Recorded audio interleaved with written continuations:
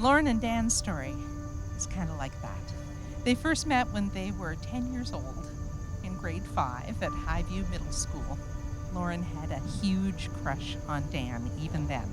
They continued on through school together, through high school and even into university, but it wasn't until their last year at university that they really connected. Daniel, you may kiss your beautiful